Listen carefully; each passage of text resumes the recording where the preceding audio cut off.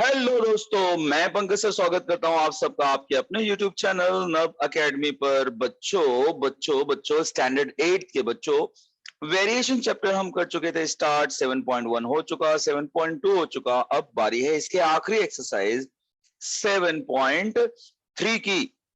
7.3 खासा इंपॉर्टेंट है। इसमें डायरेक्ट प्रोपोर्शन और इनवर्स प्रोपोर्शन का संगम है, यानी इसमें दोनों तरह के वेरिएशंस आएंगे। तो अगर आपको 7.1 और 7.2 अच्छे से समझा है तो ये एक्सरसाइज होगा बहुत ज्यादा इजी, वरना हो जाएगी गड़बड़। खैर, इसमें सब कुछ टाइम, वर्क और स्पीड से रिलेटेड सम है। कैसे वहां पर डायरेक्ट वेरिएशन और इनवर्स प्रोपोर्शन काम आता है वो हम देखेंगे। तो इसकी शुरुआत बड़े बेसिक क्वेश्चन के साथ हुई है। क्वेश्चन कह रहा है कि which of the following statement are of inverse variation, यानी इन शॉर्ट आपको ये भी तो पूछा है कि अगर इनवर्स नहीं है तो क्या वो डायरेक्ट है। यानी कि आपको यहां पर पहचानना है कि क्या ये डायरेक्ट वेरिएशन है या इनवर्स वेरिएशन है। रीड करते हैं एक एक सम, एनालाइज करते हैं और समझते हैं कि क्या क्या दिया हुआ है। दिया हुआ है कि number of workers on a job, number of workers on a job and time taken by them to complete the job. क्या समझता है बच्चों आपको उसमें? आपको ये नहीं लगता कि अगर जितने ज्यादा वर्कर होंगे जॉब उतना जल्दी कंप्लीट हो जाएगा?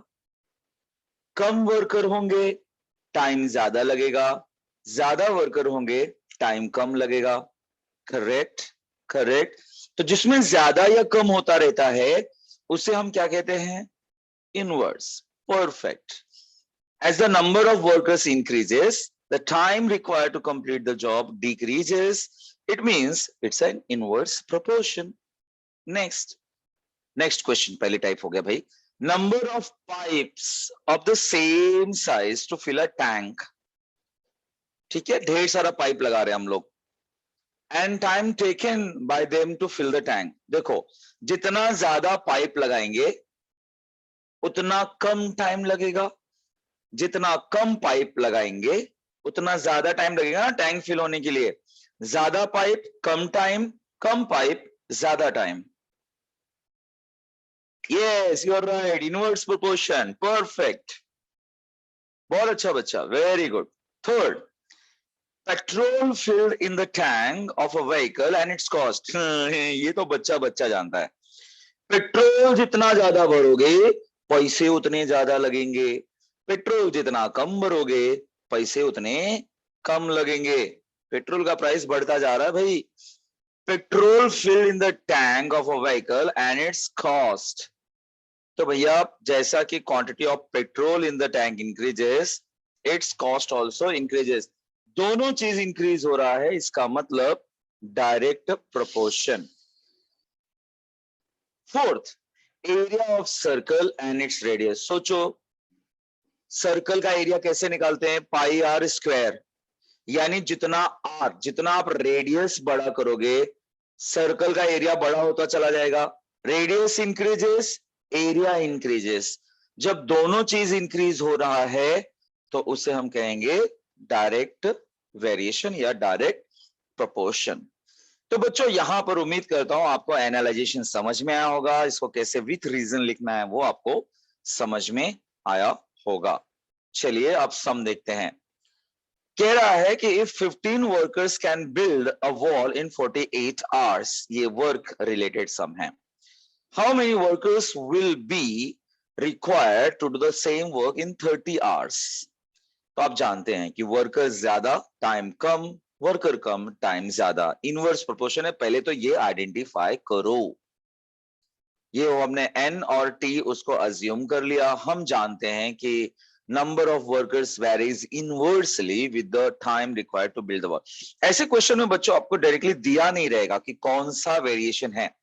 आपको सम को एनालाइज करना है, समझना है कि ये इनवर्स प्रोपोर्शन है या डायरेक्ट। फिलहाल तो इनवर्स है। इनवर्स में आपको ज्यादा कुछ टेंशन लेने वाली बात नहीं है, सीधा सीधा लिखना है एन इनवर्स प्रोपोर्शनल टू। इसे हटा दीजिए, के लिखिए, टी से मल्टीप्लाई कर दीजिए, दो वैल्यू दिया ही होगा, एन और टी दिया है जी, स्टार्टिंग में दिया है 15 वर्कर यानी कि एन 15, कितने घंटे लग रहे हैं 48, यानी कि टी दिया हुआ है 15 और 48 मल्टीप्लाई कर लो, के का वैल्यू उसकी जगह पर पहुंचा दो, we get the equation of the variation. अब एक बार इक्वेशन ऑफ द वेरिएशन मालूम पड़ गया तो एक चीज दिया होगा और एक चीज पूछा होगा। हमें टी दिया हुआ है 30 आवर्स और पूछा है कि नंबर ऑफ वर्कर्स कितने होंगे। तो T is given, N is asked, ये हमने इसमें रख देना है जो हमारा इक्वेशन है, ये रखा, डिवाइड करा, हमें आ गया n इज इक्वल टू 24, यानी कि 24 workers will be required to build the wall in 30 hours. यानी अगर आप पहचान जाते हो कि कौन सा प्रोपोर्शन है, उसके बाद आपका 7.1 7.2 बहुत अच्छे से पढ़ के हुआ होना चाहिए, आपका काम हो जाएगा बहुत ज्यादा आसान। Number 3, 120 bags of half-liter milk can be filled by a machine within 3 minutes. Then find the time to fill such 1800 bags. ये टाइम वर्क से रिलेटेड सम है। ठीक है, ठीक है, ठीक है। अगर 120 बैग है तो 3 मिनट लगेंगे, तो बैग्स ज्यादा लगेंगे तो टाइम ज्यादा लगेगा, बैग्स कम लगेंगे तो टाइम भी कम लगेगा। यानी जितना ज्यादा बैग आप ले जाओगे उसको फिल करने के लिए उतना ही टाइम लगेगा ना। मतलब इन शॉर्ट मैं यहां पे कहना क्या चाहता हूं, यस वेरी गुड, आपने एकदम सही कहा, डायरेक्ट वेरिएशन है ये। सो बी हमने ले लिया बैग के लिए, टी ले लिया हमने टाइम के लिए, ये है डायरेक्टली वेरिएशन। तो ऐसे हम लिखेंगे, जितना ज्यादा बैग उतना ज्यादा time, B directly proportional to T. तो यहां पर लाइए के,